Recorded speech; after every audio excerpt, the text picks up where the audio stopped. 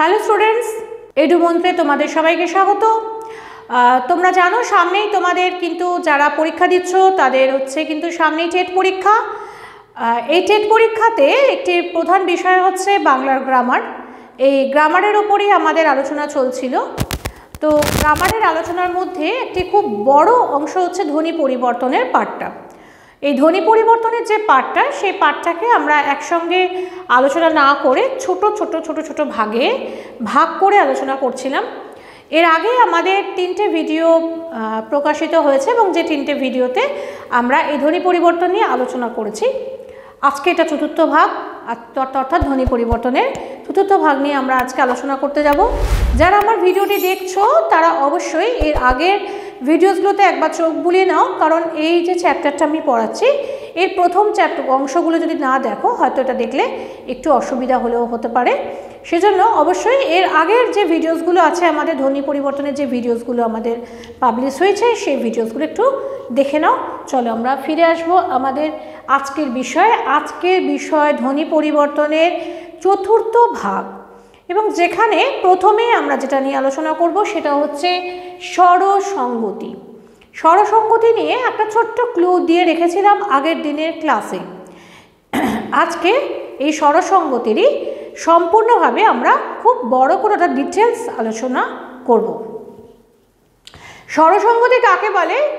শব্দের মধ্যে পাশাপাশি স্বরধ্বনির মধ্যে যদি একটির প্রভাবে অন্যটি বা দুটি পরিবর্তিত হয় তখন তাকে বলা হচ্ছে কি স্বরসঙ্গতি। যেমন উদাহরণ আমি দিয়েছিলাম দেশি থেকে দিশি। এই একই জিনিসটা ছিল, যে উদাহরণ ছিল দেশি থেকে দিশি, অর্থাৎ পাশাপাশি স্বরধ্বনি রয়েছে এবং একটার প্রভাবে অন্যটা বা দুটোই পরিবর্তিত যখন হয়ে যায় তখন সেক্ষেত্রে তাকে আমরা বলি কি স্বরসঙ্গতি। এবং এই স্বরসঙ্গতিটা এইটুকুনি বলেই আমরা আগের দিনের ভিডিওটা শেষ করে দিয়েছিলাম। আজকে আমরা যেটা দেখব যে সেই স্বরসঙ্গতি কত রকমের। স্বরসঙ্গতি 3 প্রকার, একটা হচ্ছে প্রগত, পরাগত এবং অনন্য। প্রথম যেটাতে আমরা আসছি, প্রগত কথাটার মানে হচ্ছে প্রথম। কথাটা মানে উপসর্গটি, এই উপসর্গটি প্রথম বোঝাতে সাহায্য করে। অতএব প্রগত সমীভবন বলতে যেটা বোঝায়, প্রগত স্বরসঙ্গতি বলতে যেটা বোঝায় সেটা হচ্ছে পূর্ববর্তী স্বরের প্রভাবে পরবর্তী স্বর যখন সাম্যলাভ করে, অর্থাৎ আগেরটা পরেরটাকে যখন পাল্টে দেয় তখন তাকে বলা হচ্ছে কি প্রগত স্বরসঙ্গতি। কিরকম দেখো, উদাহরণ হচ্ছে ইচ্ছা থেকে ইচ্ছে, ইচ্ছা থেকে ইচ্ছে, অর্থাৎ এই হর্ষইটা ছয়ের পরে কি আছে আকার ছিল, এই আকারটাকে কি করেছে নিজের মতন করে একারে রূপান্তরিত করেছে। অর্থাৎ এখানে কি হচ্ছে, ইচ্ছা কথাটা হয়েছে কি ইচ্ছে, সুপারি কথাটা পরিবর্তিত হয়েছে কিসে সুপুরি, সুপারি। এই সুপারি কথাটা দেখো সুটা একই আছে, রিটা একই আছে, তাহলে মাঝখানে ছিল এই পা কথাটা কি হয়েছে পয় হর্ষ হয়ে গেছে, অর্থাৎ সুপারি থেকে হয়ে গেছে কি সুপুরি। এরপরে আসছে পরাগত। পরাগত কাকে বলা হয়, স্বরসঙ্গতি কাকে বলা হয়?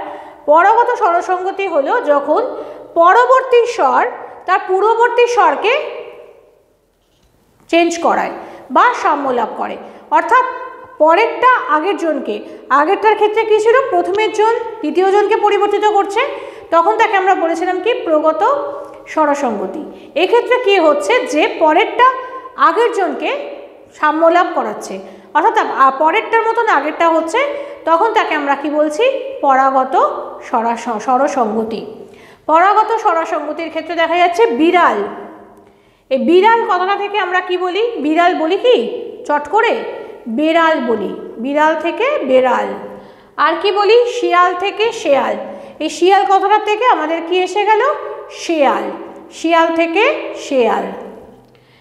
তৃতীয় হচ্ছে যে অনন্য স্বরসঙ্গতি। অনন্য স্বরসঙ্গতির ক্ষেত্রে আমরা দেখব যে এরা কিন্তু সবাই দুজনেই সমান দোষী, অর্থাৎ দুজনেই কিন্তু সমানভাবে একে অপরকে পরিবর্তন করে দিচ্ছে। যখন একে অপরকে দুজনকেই পরিবর্তন করছে তখন তাকে আমরা কি বলছি? অনন্য স্বরসঙ্গতি। যেমন ধরো শেফালি থেকে শিউলি, তাহলে এখানে কি হচ্ছে? শেফালি থেকে শিউলি, সে পরিবর্তিত, ফা পরিবর্তিত, লিটা একই আছে, অর্থাৎ এখানে এই প্রথম যে শেফা তার থেকে এসে গেল কি? শিউ, অর্থাৎ শেফালি শিউলি, এটাকে বলা হচ্ছে কি? অনন্য স্বরসঙ্গতি। চলে আসছি আমরা পরে। এরপরে যেটা আমরা পড়বো সেটা হচ্ছে কি? সমীভবন, সমীকরণ বা ব্যঞ্জন সঙ্গতি। দেখো ওখানে ছিল স্বরসঙ্গতি, তো এটাকে এক কথায় মনে রাখার জন্য ব্যঞ্জন সঙ্গতি কথাটা মনে রাখাটা সুবিধা, কিন্তু তার সঙ্গে সঙ্গে আরও দুটো কথা কিন্তু এখানে ব্যবহৃত হয়। সেটা হচ্ছে কি? যে সমীভবন এবং সমীকরণ যে কোনো একটা দিতে পারে, সমীভবনও দিতে পারে, সমীকরণও দিতে পারে। সমীভবন এবং ব্যঞ্জন সঙ্গতি এই দুটো কিন্তু আমাদের কাছে খুব পরিচিত, সমীকরণটা খুব বেশি পরিচিত নয়, সে কারণে ভয় পাবার দরকার নেই। সমীকরণ আর সমীভবন বা ব্যঞ্জন সঙ্গতি তিনটেই কিন্তু একই, অর্থাৎ যাই দিক না কেন তোমার অ্যান্সার কিন্তু এখানে একই হবে। তো শব্দের মধ্যে পাশাপাশি অবস্থিত বা পরস্পরের সঙ্গে সংযুক্ত দুটি বিষম ব্যঞ্জনধ্বনি যখন একে অপরের প্রভাবে বা দুটি পরস্পরের প্রভাবে পরিবর্তিত হয়ে সমধ্বনিতে বা কাছাকাছি ধ্বনিতে পরিণত হয়, ধ্বনি পরিবর্তনের এই প্রক্রিয়াকে সমীভবন বা সমীকরণ বা ব্যঞ্জন সঙ্গতি বলা হয়। দেখো দুটি বিষম ব্যঞ্জন, এই কথাটা কিন্তু সবসময় মাথায় রাখবে, এই লাইনটা সেটা হচ্ছে পরস্পরের সঙ্গে সংযুক্ত, একটা প্রথমে, মাঝখানে দুটো তিনটে ধ্বনি, তারপরে শেষে, এই দুটো কিন্তু একে অপরের সঙ্গে কখনো পার্থক্য করতে পারে না। তাহলে কোন দুজন পার্থক্য হবে? কোন দুজনের ক্ষেত্রে ব্যঞ্জন সঙ্গতি হবে বা সমীভবন হবে বা সমীকরণ হবে? সেই ক্ষেত্রেই হবে যেখানে তারা দুজনে পাশাপাশি রয়েছে, অর্থাৎ যে ক্ষেত্রে তারা যে পাশাপাশি যারা আছে, পরস্পর সন্নিহিত বা সংযুক্ত, দেখো পরস্পরের সঙ্গে সংযুক্ত, দুটো পাশাপাশি আছে, এরকম দুটো ব্যঞ্জনের মধ্যে কিন্তু পার্থক্যটা হবে। দূরে 5 মাইল দূরে থাকার পরে তারা একে অপরকে কিন্তু কখনোই চেঞ্জ করতে পারে না, ঠিক আছে? এবার সেক্ষেত্রে যখন একে অপরের প্রভাবে বা দুটি পরস্পরের প্রভাবে পরিবর্তিত হয়ে সমধ্বনি বা কাছাকাছি ধ্বনিতে পরিণত হয়, তখন এই প্রক্রিয়াকে আমরা তখন কি বলি? সমীভবন, সমীকরণ বা ব্যঞ্জন সঙ্গতি। এটাও কিন্তু ওই স্বরসঙ্গতির মতনই 3 রকম, প্রগত, পরাগত ও অনন্য, এই তিনটেই কিন্তু হবে। এবার আমরা চলে আসছি উদাহরণে। প্রগতর চন্দন, চন্দন, চ আছে, দন্তে ন আছে, দ আছে, ন আছে, তাহলে মাঝখানে আমার কি ছিল? চন্দন। এই ন এবং দ এই দুটো প্রথমটা দ্বিতীয়টাকে পরিবর্তিত করেছে চন্দন, এই দেখো চন্দন। পদ্ম, প দয়ময়, লেখার সময় আমরা লিখি না পদ্ম বানানটা, প দয়ময়, আচ্ছা বলার সময় বলি পদ্ম বলি না, কি বলি? পদ্ম, প দয় দয়, তাহলে ধ্বনি পরিবর্তন হচ্ছে, তো প্রগত হচ্ছে, তাহলে কি হচ্ছে? প্রগত সমীভবন বা প্রগত ব্যঞ্জন সঙ্গতি। পরাগত অর্থাৎ পরেরটা আগেরটাকে পরিবর্তিত করছে, যেমন ধরো গল্প, গল্প থেকে কি আসছে আমার? গপ্প, একটা গপ্প বলি শোনো, হ্যাঁ এই যে গপ্প বলি, তাহলে লয় পয় কথাটা ছিল কিন্তু গল্প, গ লয় পয়, কিন্তু লটা চেঞ্জ হয়ে যাচ্ছে গিয়ে সেখানে কি হচ্ছে? গপ্প কথাটা আসছে, গ পয় পয় গপ্প। আর হচ্ছে কি? কর্ম, কর্ম থেকে কি হচ্ছে? কম্ম, তাহলে কাজকর্ম নেই, আমরা বলি না কাজকর্ম নেই নাকি, এই যে কম্ম, কম্ম তো নয়, কথাটা হচ্ছে কর্ম।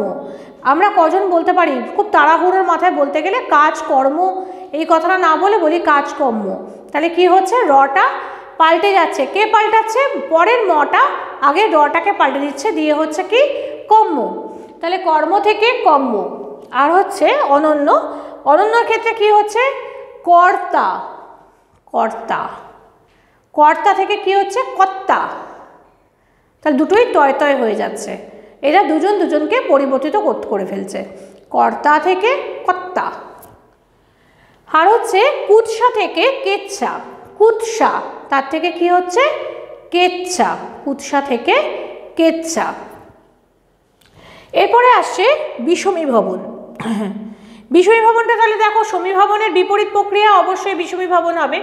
তো বিষমী ভবনের ক্ষেত্রে কি হচ্ছে যে এই প্রক্রিয়া কি হচ্ছে, সংযুক্ত দুটো সমধ্বনির মধ্যে একটা পরিবর্তিত হচ্ছে। অবশ্যই কিন্তু মাথায় রাখবে এই সংযুক্ত দুই সমধ্বনির মধ্যে একটা পরিবর্তিত হচ্ছে, হয়ে পৃথক ধ্বনিতে পরিণত হচ্ছে। তার মানে ঠিক এর উল্টোটাও হচ্ছে। এটাকে বলা হচ্ছে কি বিষমী ভবন, মানে সমীভবনে যা হচ্ছিল এটা ঠিক তার অপোজিট হচ্ছে। অর্থাৎ এখানে আমরা দেখছি কি লাল থেকে নাল, লাল তার থেকে নাল, শরীর থেকে শরীর, অর্থাৎ তালবেশ রয় দীর্ঘই ল হয়ে যাচ্ছে। ঠিক সমীভবনের বিপরীত যে প্রক্রিয়া সেটা হচ্ছে কি বিষমী ভবন। এরপরে আসবে যেটা, সেটা হচ্ছে কি নাসিক্য ভবন। তো দেখো আমাদের বাংলাতে কিছু নাসিক্য ব্যঞ্জন রয়েছে। প্রত্যেকটা বর্গের মধ্যে সেই বর্গের একদম যে পঞ্চম যে বর্ণ, সেই বর্ণগুলোকে আমরা কি বলি, নাসিক্য বর্ণ বলে থাকি। সেগুলো কোনগুলো, উ আছে, ইও আছে, মূর্ধন্য আছে, দন্তেন্য আছে, ম আছে। এই যে এই পাঁচটা যে বর্ণ আছে, এই বর্ণগুলোকে আমরা কি বলি, নাসিক্য ব্যঞ্জন। ধ্বনি যখন পড়বে তখন এখানে অবশ্যই তোমরা পাবে যে কোনগুলোকে কি বর্ণ বলা হয়। তো এই যে উ, ইয়, মূর্ধন্য, দন্তেন্য, ম, এই পাঁচটা হচ্ছে নাসিক্য ব্যঞ্জন। এই নাসিক্য ব্যঞ্জন যখন ক্রমশ খুব ক্ষীণভাবে উচ্চারিত, মানে খুব কম উচ্চারিত হতে হতে যখন লোপ পায় এবং লুপ্ত হয়ে তার আগের যে স্বরধ্বনি তাকে কি করে অনুনাসিক করে তোলে, তখন তাকে বলা হচ্ছে কি যে নাসিক্য ভবন বলা হয়। এবারে এই নাসিক্য ভবনের ক্ষেত্রে দেখা যায় কি হচ্ছে যে অন্যরকম হচ্ছে। এই যে নাসিক্য ভবন যে হবে তার আগে আমার দেখা যাচ্ছে যে যখন নাসিক্য ভবন হলো তখন ধ্বনির রূপটা পাল্টে গেল। অর্থাৎ এই ধ্বনিটা যেরকমভাবে হতো ঠিক সেরকমভাবে না হয়ে একটু অন্যরকমভাবে হলো। যখন এরকম হবে তখন এটাকে আমরা কি বলছি, ধ্বনির রূপান্তর বলছি। এবং এক্ষেত্রে স্বরধ্বনি বা ব্যঞ্জনধ্বনি উভয়ের ক্ষেত্রেই কিন্তু এই পরিবর্তনটা ঘটে থাকে। এখন এই যে এই পরিবর্তনটা ঘটে তার মধ্যে একটা আছে কি শতনাসিক্য ভবন। শতনাসিক্য ভবন কোনটা, নাসিকধ্বনি নেই, নাসিকধ্বনির কোনো রকম প্রভাব ছাড়াই যখন শব্দস্থিত কোনো ধ্বনি যদি অনুনাসিক হয়ে যায় তখন তাকে বলা হচ্ছে কি শতনাসিক্য ভবন। অর্থাৎ উ, ইয়, মূর্ধন্য, দন্তেন্য বা ম কোনোটাই নেই, অথচ এমনি দেখা গেছে যে এমনি কোনো শব্দ যেটা নাসিক্য বর্ণ নয় সেরকম কোনো শব্দ যখন শুধু শুধু একটা অনুনাসিকভাবে উচ্চারিত হয় তখন তাকে বলা হচ্ছে কি শতনাসিক্য ভবন। তার এক্সাম্পল হচ্ছে পেচক থেকে পেঁচা, পেচক থেকে পেঁচা। পেঁচা কথাটার মধ্যে কোথাও তো নাসিক্য বর্ণ তো নেই, অথচ এই কথাটা আমরা কিন্তু এমনি এমনি কিন্তু উচ্চারিত করছি পেঁচা। হাসপাতাল, হাসপাতাল, হ্যাঁ হাসপাতাল, হাসপাতাল। তাহলে এখানে কি হচ্ছে, শুধু শুধু একটা চন্দ্রবিন্দু এসে আমাদের একটা অনুনাসিক করে তুলেছে। যখন এরকম হয় তখন তাকে বলা হচ্ছে কি শতনাসিক্য ভবন। তাহলে এখানে কি হচ্ছে দেখো, এখানে ধ্বনির রূপান্তরিত হচ্ছে। এরপরে আমাদের যেটা আসছে সেটা হচ্ছে কি ঘোষী ভবন আর শতঘোষী ভবন। তো ঘোষী ভবন কাকে বলা হয়, বর্গের তৃতীয়, চতুর্থ, পঞ্চম বর্ণকে ঘোষ বর্ণ বলা হয়। এখানে একটা প্রশ্ন আসতে পারে যে বর্গ বলতে আমরা কি বুঝি। ব্যঞ্জন যে বর্ণ আছে, ব্যঞ্জন ধ্বনি যে আছে আমাদের, এই ব্যঞ্জন ধ্বনির মধ্যে প্রথম 25টা যে বর্ণ অর্থাৎ ক থেকে ম পর্যন্ত, এই 25টা বর্ণকে বর্গীয় বর্ণ বলা হয়। কেন না, এই 25টা বর্ণকে প্রতিটা 5টা করে বর্ণ একই বর্গের অন্তর্গত, অর্থাৎ একই বর্গ মানে এরা যেখান থেকে উচ্চারিত হয় সকলেই একই উচ্চারিত হয়। যেমন ক থেকে উম, চ থেকে ইয়, ট থেকে ট, ঠ, ড, ঢ, ন, ত, থ, দ, ধ, এরকমভাবে এই 25টা যে বর্ণ আছে প, ফ, ব, ভ, ম, এভাবে এই 25টা বর্ণ এক একটা বর্গে অবস্থান করে। তাই ক থেকে আর ম পর্যন্ত এই 25টা বর্ণকে বর্গীয় বর্ণ বলা হয়। এই ক থেকে ময়ের যে বর্গীয় বর্ণ যেগুলো, এই প্রতিটা বর্গের তৃতীয়, চতুর্থ ও পঞ্চম, দেখো তৃতীয়, চতুর্থ, পঞ্চম বর্ণকে ঘোষ বর্ণ বলা হয়। তাহলে আমরা যদি ক বর্গকে নিই, ধরো আমরা এখানে ক বর্গকে নিলাম। ক বর্গের তৃতীয় বর্ণ কি? গ, চতুর্থ বর্ণ হচ্ছে ঘ, আর পঞ্চম বর্ণ হচ্ছে উ। একইভাবে চ বর্গের ক্ষেত্রে চ বর্গের তৃতীয় বর্ণ হচ্ছে চ, ছ, বর্গের জ, ঝ, ইয়। এই যে এরকমভাবে প্রতিটা বর্গের তৃতীয়, চতুর্থ, পঞ্চম বর্ণকে আমরা কি বলি? এই যে তিনটে বর্ণ বা এই তিনটে বর্ণ, এরা হচ্ছে কি ঘোষ বর্ণ। তো শব্দের মধ্যে এই ঘোষ বর্ণের প্রভাবে বর্গের প্রথম বা দ্বিতীয় বর্ণ যা অঘোষ নামে পরিচিত, তারা যদি ঘোষ ধ্বনিতে পরিণত হয় তখন তাকে আমরা বলি কি ঘোষী ভবন বলা হয়।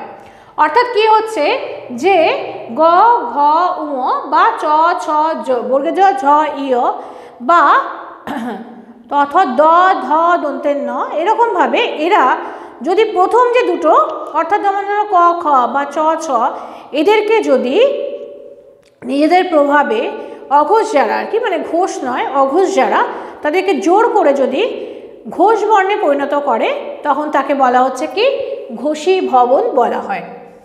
আর যদি এই ব্যাপারটা ঘোষ ধ্বনির প্রভাব ছাড়াই হয় তখন তাকে বলা হচ্ছে শতঘোষী ভবন বলা হয়। যদি ধরে নেওয়া দেখা যায় যে এই বিষয়টা কিন্তু ঘোষ ধ্বনি নেই, ঘোষ ধ্বনির প্রভাব ছাড়াই তাহলে এরা হচ্ছে, তখন সেটাকে বলা হচ্ছে কি শতঘোষী ভবন বলা হয়। যেমন কাক থেকে কাক, শাক থেকে শাক ইত্যাদি ইত্যাদি।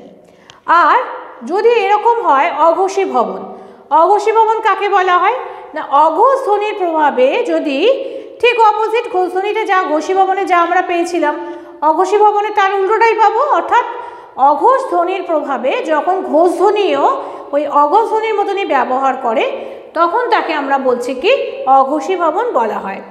যেমন গুলাব, গুলাব থেকে গোলাপ, খারাপ, খারাপ, খারাপ থেকে খারাপ, এরকম ধরনের যদি কিছু হয় তখন তাকে বলা হচ্ছে কি অঘোষী ভবন। তাহলে এই ছিল আজকের আমাদের ধ্বনি পরিবর্তনের চতুর্থ পর্ব।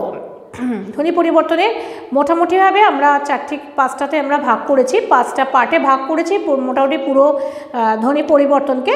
তো তার মধ্যে 4টে পার্টই আমাদের আজকে হয়ে গেল। তোমরা অবশ্যই এই বিষয়গুলো দেখো এবং যদি কোথাও বুঝতে অসুবিধা হয় বা কোনো সমস্যা হয় অবশ্যই আমাকে জানাও। আমি চেষ্টা করব কোনো ডাউট ক্লিয়ারিং ক্লাসে এটা তোমাদের ডাউটসগুলোকে ক্লিয়ার করে দেবার। তবে তার জন্য যেটা করতে হবে, আমাদের এই ভিডিওটি ভালো লাগলে অবশ্যই লাইক করো, বন্ধুদের মাঝখানে শেয়ার করো, কমেন্ট তো করবে, এবং আমি সহ বাকি সমস্ত এডুমন্ত্রের টিম এই পরীক্ষার জন্য তোমাদের অগ্রগতিতে আমরা সবাই পাশে আছি। অবশ্যই আমাদের এই এডুমন্ত্র চ্যানেলটিকে সাবস্ক্রাইব করে নাও। আমি এবং অন্যান্য যে স্যারেরা বা ম্যামেরা সবাই মিলে চেষ্টা করছি যাতে তোমরা খুব ভালোভাবে পরীক্ষাতে পাশ করো, উত্তীর্ণ হও এবং ভবিষ্যৎ তোমাদের সুন্দর হোক। সেজন্য এই এডুমন্ত্র চ্যানেলটিকে অবশ্যই সাবস্ক্রাইব করে রাখো এবং আরও অনেক ভিডিও পাওয়ার জন্য ওয়েট করতে থাকো। আমরা ফিরে আসবো কিছুদিনের মধ্যেই ধ্বনি পরিবর্তনের পরবর্তী অংশ নিয়ে। আজকের জন্য এটুকুনি।